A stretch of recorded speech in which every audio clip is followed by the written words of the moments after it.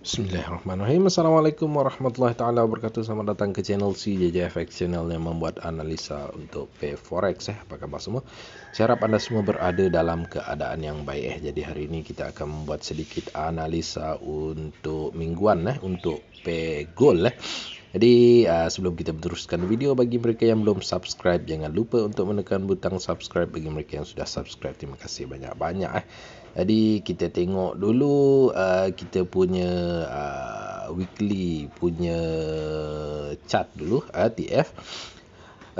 Seperti yang saya buat analisa pada minggu lepas, di mana kita target untuk sell untuk gold minggu lepas, dan alhamdulillah gold telah pun meneruskan perjalanan dia turun ke bawah, dan kita dapati dekat sini dia dapat membuat new low lah untuk minggu lepas lah ya. Jadi bagi mereka yang ada sell pada minggu lepas, tahniah diucapkan, alhamdulillah. Jadi adalah profit sedikit. Moga-moga dapat membantu anda sedikit lah. Mungkin analisa saya pada minggu lepas tu, kalau tak silap saya, gold ni terlajak sedikit rasanya. Terlajak sedikit, di mana mungkinlah ada yang MC dulu ke, macam mana, loss ke, macam mana. Tapi kalau diteruskan sell tu, insyaAllah boleh cover anda punya loss lah. Tapi tak mengapa, yang lepas adalah lepas. Jadi kita fokus kepada minggu ini.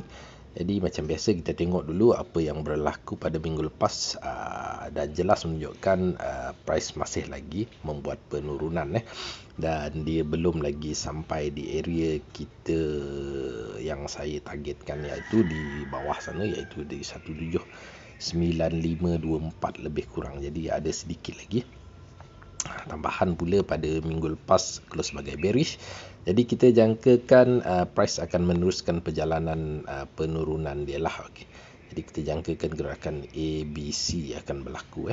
Jadi kita akan cari di mana point B yang menarik untuk kita entry pada minggu hadapan lah, terutamanya untuk esok hari lah untuk esok hari. Okay.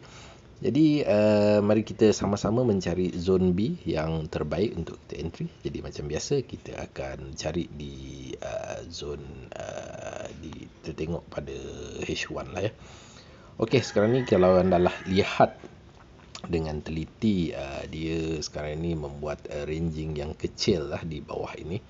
Okay, jadi dekat sini kita kategorikan sebagai sideway. Kemungkinan dia akan sideway kat situ. Dan kita ada satu support di area sini support terkini untuk esok hari di H1, dan kita ada resistance di area sini. Jadi ada kemungkinan B hanya berada di area sini saja untuk esok hari.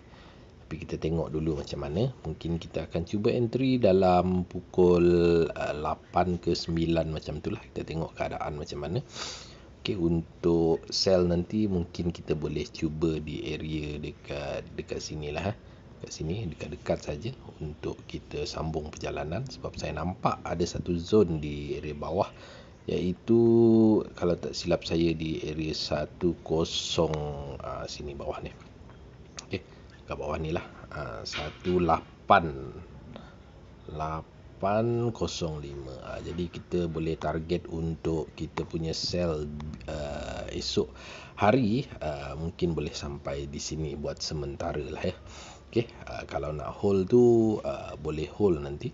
Sekiranya profit lah ya. Kalau profit bolehlah hold sampai ke 1805. Cubalah letak BE ke macam mana ke, tak letak BE ke, itu terpulang kepada masing-masing. Namun kita jangkakan dia akan turun di 1805. Jadi A ni nanti mungkin dia berada dekat area sinilah. Okey.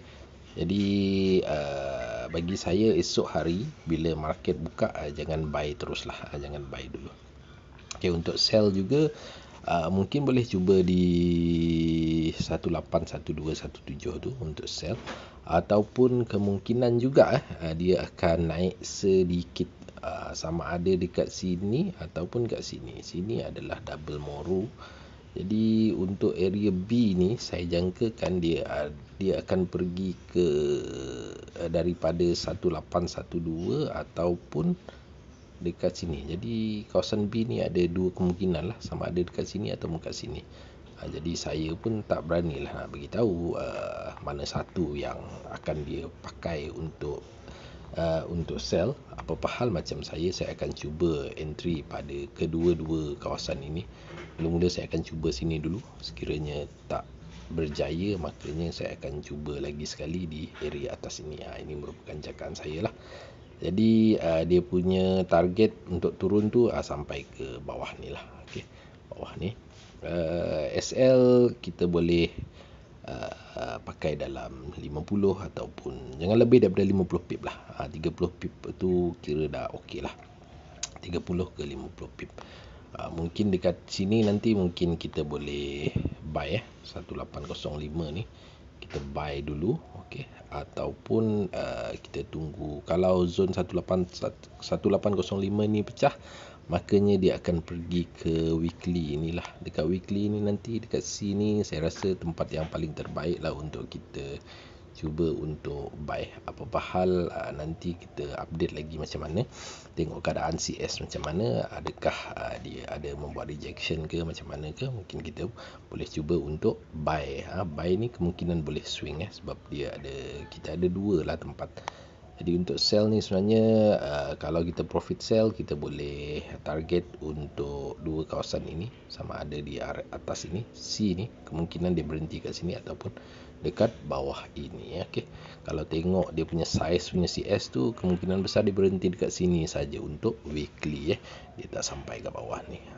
Tak sampai. Mungkin yang kat bawah ni untuk minggu yang seterusnya, tapi boleh saja untuk sampai pada minggu depan ni, sebab kebetulan pada minggu depan ni kita ada NFP. Okey, untuk NFP nanti insya-Allah saya akan cuba buat analisa, tengok keadaan CS macam mana. Saya akan membuat analisa untuk NFP mungkin lewat sedikit lah dalam petang sikit ataupun dekat-dekat nak NFP lah, sebab saya memerlukan data untuk melihat bagaimana keadaan CS itu, macam mana sentimen dia, untuk kita dapat entry yang lebih berbaloi lah, sama ada buy ataupun sell. Pada minggu lepas kita lihat kebanyakan news USD dia lebih kepada membuat gold untuk turun, tetapi dia membuat libasan lah atas bawah. Jadi bagi mereka yang bijak menggunakan trade news ni, boleh yang berani ngambil risiko, insya-Allah rasanya mungkin pada minggu lepas siapa buy pun profit, siapa sell pun profit. Cuma kena menanti selepas news saja untuk entry pada masa itu. Pada minggu lepas ini cerita pada minggu lepas lah. Okay. Jadi apabila dia buat libasan ni, sebenarnya itu menunjukkan wujudnya buyer juga yang cuba menolak harga gold untuk naik ke atas. Namun sebenarnya petanda untuk naik lebih tinggi ni masih lagi belum wujud lah. Jadi dia lebih kepada untuk penurunan. Jadi kita punya planning bukan kita, saya punya planning adalah saya nak cuba cari sell nanti untuk minggu depan ini. Itu tengok macam mana. Kalau sell tak berjaya tu, mungkin saya akan cuba untuk tukar position dari sell kepada buy. Okey. Jadi apa-apa hal begini saya punya projection buat masa ini. Untuk A yang paling terbaik adalah di 1805 ni, untuk kita buy. Untuk area sekarang ini yang ada support kat bawah ni, saya rasa tak berapa nak cantik sangat lah. Tapi kalau nak cuba, boleh cuba. Apa-apa hal sekarang ni dia berada tepat-tepat di area support itu.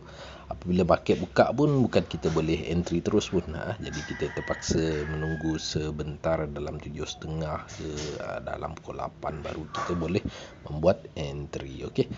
Baik, saya rasa itu saja untuk analisa gold. Lupa lagi, ada satu lagi benda yang saya nak highlight kat sini, di mana jangan lupa untuk cuba pasang kita punya trend line, terutamanya trend line pada H4. Okey, di mana trend line ini amat penting untuk melihat arah seterusnya untuk gold ni. Untuk kita buy nanti, semestinya syarat pertama yang perlu kita patuhi adalah dia kena breakout trend line dulu lah. Kalau trend line tu tak breakout, selagi tak breakout, maka petanda untuk naik lagi tinggi ni maksud dia pergi jauh, betul-betul jauh, dia kena breakout trend line, terutamanya dekat H4 lah. Itu antara tips yang boleh anda gunakan untuk mencari entry ataupun hala tuju yang lebih jauh untuk gold ini yang saya nampak H4, trendline H4 ni memang sedikit power lah. Sebab itulah gold sentiasa turun buat masa 2 minggu 3 minggu yang lepas, sebab trendline H4 telah pun breakout. Kalau anda tengok dekat sini, permulaan breakout dia di area sinilah. Sekiranya kita perasan apabila trendline ni breakout sini ataupun dekat area macam ni, okey, kalau kita lihat apabila dia breakout, itu merupakan petanda awal yang menunjukkan gold akan turun lebih jauh.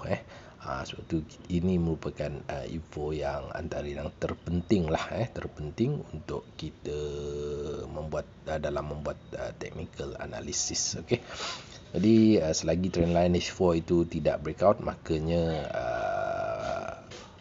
untuk naik itu agak sukar. Boleh buy ya, boleh saja, tak ada masalah. Tetapi perjalanan untuk kita profit buy itu sedikit sukar lah. Okey.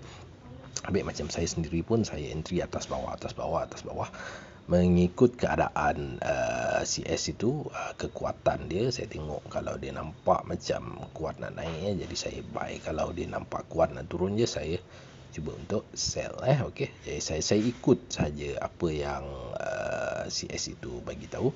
Kadang terciduk, kadang tak terciduk. Okey, jadi apa-apa hal saya entry pun based on sistem saya. Selagi saya follow sistem saya, insya-Allah saya berada dalam keadaan yang baik. Jadi saya harap anda semua pun berada dalam keadaan yang baik, yang boleh profit juga, dan sentiasa withdraw sama ada setiap hari ataupun setiap minggu. Apa-apa hal dalam forex ni, loss tu tak apa, profit pun biasa saja. Yang penting adalah profit sentiasa mengatasi loss. Itu yang penting dalam apa sahaja yang anda lakukan di dalam trade ini. Okey, jadi pandai-pandai anda menjaga risiko anda dalam entry.